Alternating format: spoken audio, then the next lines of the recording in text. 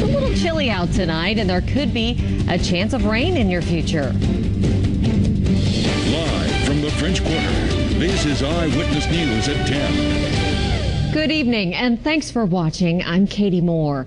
Cars are flowing smoothly through the toll booths on the Crescent City Connection tonight, free of charge, and that's the way it's going to stay after voters had their say for a second time today.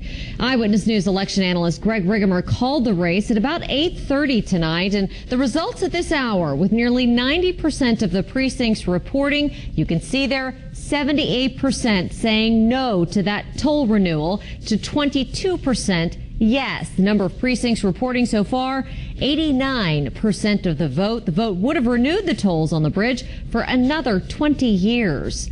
The battle over renewing those tolls was very contentious, and after lawsuits and a judge calling for today's revote on the issue, the group Stop the Tolls is celebrating a victory tonight. Monica Hernandez is in Gretna with reaction. Monica?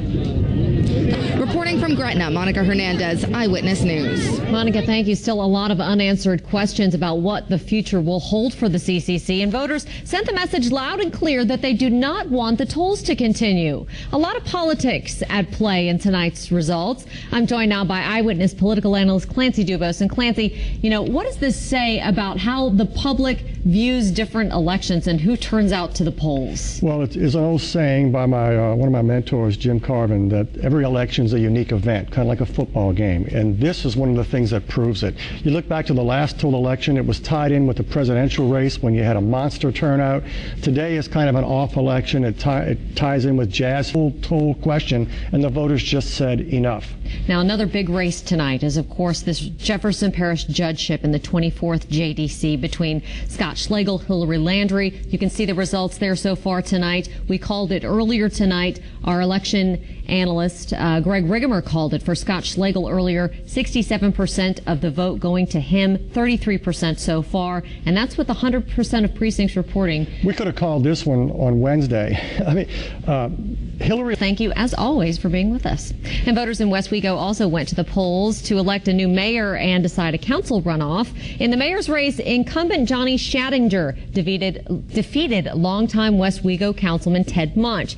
And in the council runoff, challenger Gary Toops defeated incumbent Melvin Guidry, who had held that seat since 1985. We'll bring you more election results throughout the newscast, and you can get a full recap on our website, WWLTV.com.